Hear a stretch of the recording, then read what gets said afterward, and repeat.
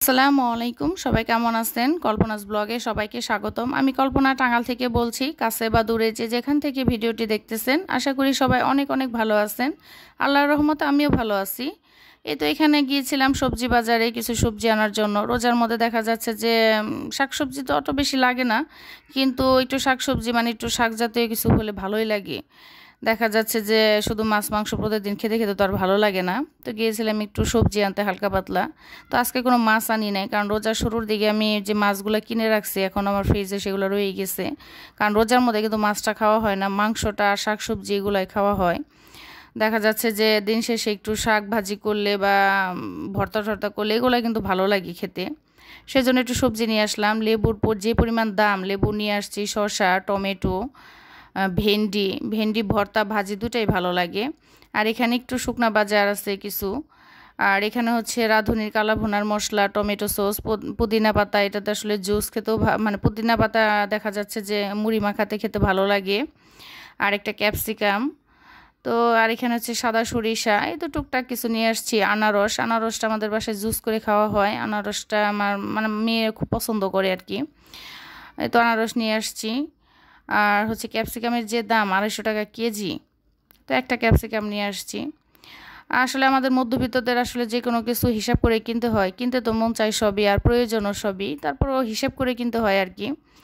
তো এখানে নিয়ে আসছি মুরগি। আমার বাসায় আসলে মাছের সাথে মাংসটাই বেশি লাগে। বাচ্চারা আসলে মাছটা অতটা বেশি পছন্দ করে না, কিন্তু খেতে তো মানে প্রতিদিনই খাওয়ানোর চেষ্টা করে, একদিন দুদিন পর পর, কারণ না খাওয়ালে তো অভ্যাস ঘুরে যাবে, তখন আর মাছ খেতে পারবে না। মাছের মধ্যে যেহেতু প্রচুর আমিষ, খেতে তো হবেই।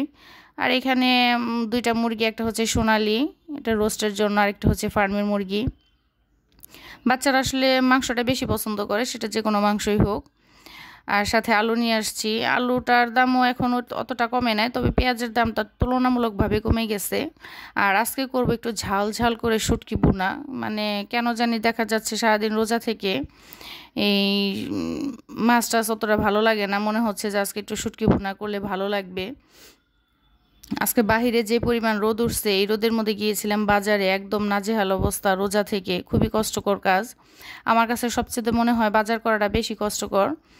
আর এখানে রুই মাছটাও ভেজে নিছি, আর করলাটা কেটে নিলাম। করলা আলু দিয়ে কেটে পরিষ্কার করে ধুয়ে নিছি। এখন একটু লবণ দিয়ে মাখিয়ে রাখবো 5-7 মিনিট, কারণ লবণ দিয়ে এভাবে মাখিয়ে 5-7 মিনিট রাখলে দেখা যাচ্ছে যে এটার তিতাটা চলে যায়। যে করলা খায় না তিতার জন্য, সেও যদি একবার এভাবে খায়, সেও দেখা যাবে এই করলার ফ্যান হয়ে যাবে। কারণ একটা সময় আমি তিতার জন্য করলা খেতাম না, আর এখন আমার কাছে করলাটা খুবই ভালো লাগে, কারণ করলা তো এরকম করে ভাজি করলে একদমই তিতা লাগে না। দেখা যাচ্ছে ছোট বাচ্চারাও খেতে পারে। আমার কাছে তো খুবই ভালো লাগে করলা ভাজি। তো এখানে আমি দেখা যাচ্ছে যে সকালের দিকে গিয়েছিলাম বাজারে। আর রোজার দিন তো সকালে এরকম কাজ থাকে না, কিন্তু আপনার বিকেলের দিকে 2 হাতকে 4 হাত বানিয়ে কাজ করতে হয়, কারণ অনেকগুলো রান্না থাকে। আর এখানে আমি 2 চুলায় রান্না বসিয়ে দিয়েছি, 2 হাতকে 4 হাত বানিয়ে এখন কাজ করব। এক চুলায় দেবো রুই মাছ ভুনা, আরেক চুলায় দেবো হচ্ছে ঝাল ঝাল করে শুটকি ভুনা করব। রুই মাছের জন্য এখানে মশলা দিয়ে দিলাম লবণ, হলুদ, মরিচ, একটু জিরার গুঁড়া, আদা রসুন বাটা, এটা দিয়ে আর কি রুই মাছটা রান্না করব টমেটো দিয়ে। রুই মাছটা ভেজে করলে ভালোই লাগে। আর হচ্ছে এখানে করব ঝাল ঝাল করে শুটকি ভুনা। দেখা যাচ্ছে যে আমার যে হেল্পিং হ্যান্ড আপা, পেঁয়াজটা এত সুন্দর করে মিহি করে কেটে দেয়, আমার কাছে খুবই ভালো লাগে। আমার ছোটো বোনও পেঁয়াজ তারপর হচ্ছে আলু একদম মিহি করে কাটতে পারে। আলু ভাজিটা এটা আসলে সবাই পারে না, যেমন আমি নিজে পারি না। আমার কাছে মনে হয় মানে মিহি করে আলু ভাজি করা, পেঁয়াজ কাটা, এগুলো একটা আর্ট, যেটা সবাই পারে না, যেমন আমি নিজে পারি না। আমার কাছে খুব ভালো লাগে একদম মিহি করে করলে। একদম আলুটা যদি মিহি করে ভাজি করা হয়, ভাজিটা খেতেও ভীষণ ভালো লাগে। তো এই তো এখানে আমি মশলা দিয়ে দিয়েছি সবই। আর এখন দেবো হচ্ছে আস্তে আস্তে রসুন। শুটকির জন্য আমি সবসময় আস্তা রসুনটাই দেই। আর দিয়ে দিলাম কাঁচামরিচ। আর এখানে একটু শুটকির মধ্যে তেলটাও বেশি লাগে, দিয়ে ঝাল ঝাল একটা শুটকি ভুনা করব। হঠাৎ করে কেন জানি মনে হচ্ছে যে একটু শুটকি জাতীয় কিছু খেলে ভালো লাগবে, কারণ একঘেয়েমি খাবার প্রতিদিন ভালো লাগে না।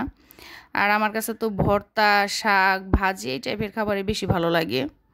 তো প্রতিদিন আমি সেহরিতে কোনো না কোনো ভর্তা রাখার চেষ্টা করি, হয় আলু ভর্তা, নয় বেগুন ভর্তা, ভেন্ডি মানে ঢেঁড়স ভর্তা, না হলে ডিম ভর্তা, কিছু না কিছু ভর্তা করি আমার জন্য আমি। আমার কাছে ভালো লাগে।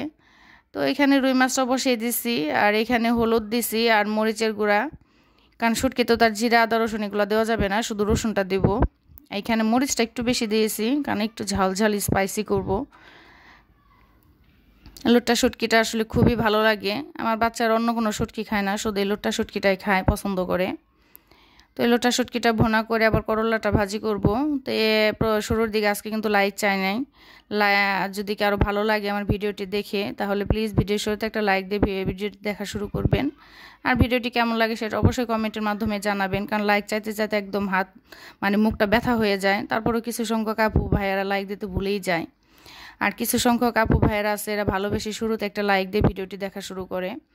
তো এখানে আমি করলাটা একদম চিপড়ে নিতেছি, কারণ যেহেতু এটা একটু লবণ দিয়ে মাখিয়ে রাখছি, তো এখান থেকে পানি ছেড়ে দিচ্ছে। চিপড়ে পানিটা ফেলে দিলে করলাটা একদমই তিতা লাগবে না। যে তিতার ভয়ে করলা খায় নাই সেও যদি একবার এইভাবে ভাজি করে খায় সে করলার ফ্যান হয়ে যাবে।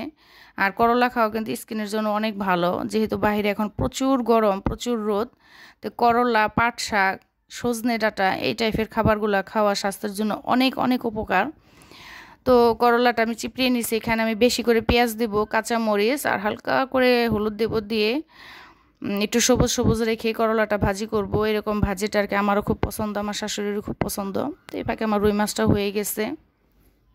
তো এতক্ষণ ধৈর্য ধরে যারা আমার ভিডিওটি দেখতেছেন তাদের অসংখ্য ধন্যবাদ। এভাবে উৎসাহ দিয়ে, ভালোবাসা দিয়ে, সাপোর্ট দিয়ে সামনে এগিয়ে নিয়ে যাবেন, তাহলে ইনশাল্লাহ আমি লক্ষ্যে পৌঁছাতে পারবো। কারণ ইউটিউব এমন একটা জায়গা যেখানে নিজে নিজে একা একা এগোনো যায় না, সবার সাহায্য, সবার ভালোবাসা এগোতে হয়। তো আমি যার ভিডিও দেখি শুরুতে একটা লাইক দিয়ে ভিডিওটি ফুল ওয়াচ করে একটা সুন্দর করে একটা কমেন্ট করে দেয়। আর এখন যেহেতু রোজার মাস, একাধারে বসে আসলে ভিডিও দেখে ভিডিওর মানে A to Z কমেন্ট করাটা আসলে সম্ভব না, এটা কারোর জন্য হয়তো বা সম্ভব না। এর জন্য সবার প্রতি সবার আস্থা রাখতে হবে, বিশ্বাস রাখতে হবে। দেখা যাচ্ছে যে ভিডিওটা অন করে রেখে, অনেক সময় আছে ভিডিওর সাউন্ড অফ করে রেখে ভিডিও চালু দিয়ে রাখতে হয়, তারপরে জাস্ট সুন্দর একটা ছোট্ট করে একটা কমেন্ট, তাতে বুঝতে হবে যে না ইনশাল্লাহ ফুল ওয়াচ। কারণ এখন রোজার মাস, এবাদতের মাস, এবাদত করতে হয়, কাজকর্ম করতে হয়। A to Z তো আসলে মোবাইল ধরে বসে ভিডিও দেখাটা সম্ভব হয় না। দেখা যাচ্ছে যে ভিডিওটা ছেড়ে রাখা হয়, ছেড়ে রেখে অন্যান্য কাজ করতে হয়। ছোট্ট একটা কমেন্ট, তাতে বুঝতে হবে ইনশাল্লাহ। তো এরকমই এখন অধিকাংশ আপুদেরই হচ্ছে, আমারও হচ্ছে, কারণ রোজার মাস, সবার একটু ব্যস্ততা। ইনশাল্লাহ বিশ্বাস রাখতে হবে সবার প্রতি সবার, আর সবাইকে সবার বিশ্বাস করে এইভাবে এগিয়ে নিয়ে যেতে হবে, তাহলে ইনশাল্লাহ সবাই সবার লক্ষ্যে পৌঁছাতে পারবে। আর প্লিজ দয়া করে একটা ভিডিওর শুরুতে একটা লাইক দিয়ে ভিডিওটি দেখা শুরু করবেন, যার ভিডিওটা দেখি না কেন আমরা সবাই। তো এখানে করলা ভাজিটা বসিয়ে দিলাম। আর আমার আজকে যদি আমার চ্যানেলে কেউ নতুন হয়ে থাকেন, আমার ভিডিওটা যদি আপনাদের কাছে ভালো লেগে থাকে, আমার কথা কাজে কোনো অংশে যদি ভালো লেগে যায়, তাহলে আমার এই ছোট্ট চ্যানেলটিকে সাবস্ক্রাইব করে আমার পাশেই থেকে যেতে পারেন আমার বন্ধু হয়ে। তো এখানে আমার শুটকি ভুনাটাও হয়ে গেছে। শুটকিটা আসলে ভয়েসটা তো আসলে পরে দেওয়া হয়েছে। শুটকি ভুনাটা খেতে অসম্ভব মজা হয়েছে। এভাবে একটু ঝাল ঝাল করে রসুনগুলো আস্তা রেখে, পেঁয়াজটা বেশি দিয়ে, তেলটা বেশি দিয়ে একটু শুটকি ভুনা করে খেয়ে দেখবেন, খেতে ভীষণ মজা হয়। আমার কাছে তো খুবই ভালো লাগে, এমনকি আমাদের পরিবারের সবার কাছে খুবই ভালো লাগছে। এখন আমি শুটকি ভুনাটাও নামিয়ে নেব। দেখা যাচ্ছে রোজার মধ্যে আসলে একটু রুচি পরিবর্তন করে খেতে হয়, এটা সেটা এক এক দিন এক এক ধরনের খাবার বানালে দেখা যায় কিছুটা হলেও খাওয়া যায়। কারণ সারাদিন রোজা থেকে মনে হয় ইফতারের আগে যে কত কিছুই না খেতে পারবো, এটা খাবো সেটা খাবো, কত কিছুই তো মনে হয়। কিন্তু দেখা যায় পানি, শরবত এগুলা খেলে আস্তে আস্তে মানে ভিতর থেকে একদম পেটটা ভরে যায়, তখন দেখা যায় অত কিছু খাওয়া যায় না। আর আমাদের বাসায় যেহেতু প্রতিদিন ইফতারি বানানো হয়, ইফতারিটা আসলে মূলত আমার যাই বেশি বানাই, সেজন্য আর বানানোটা ওইভাবে ভিডিও করা হয় না। দেখা যাচ্ছে যে ইফতারিটা বানানো হয়, ওই মুড়ি মাখা খায়, মুড়ি মাখা খাওয়া আর 2-3 রকমের শরবত বানানো হয়। তারপর আর সন্ধ্যা রাতে আমাদের কোনো কিছু খাওয়া হয় না, আসলে সেহরির জন্য আর কি রান্না করে রাখি। তো এখানে দেখেন এই জিলাপিটা আনছে আমার দেবরে, এটা হচ্ছে 900 টাকা কেজি। চিন্তা করা যায়, একদম পিচি পিচি।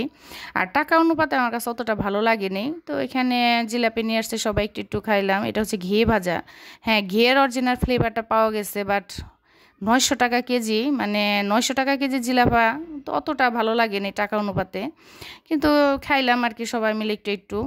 তো আর এখানে কয়েক ধরনের প্রতিদিন আমাদের ঘরে ভাজাপোড়া করা হয়। ভাজাপোড়া যতই বলি যে খাবো না, কিন্তু ভাজাপোড়া না খেলে না ইফতার ইফতার মনে হয় না।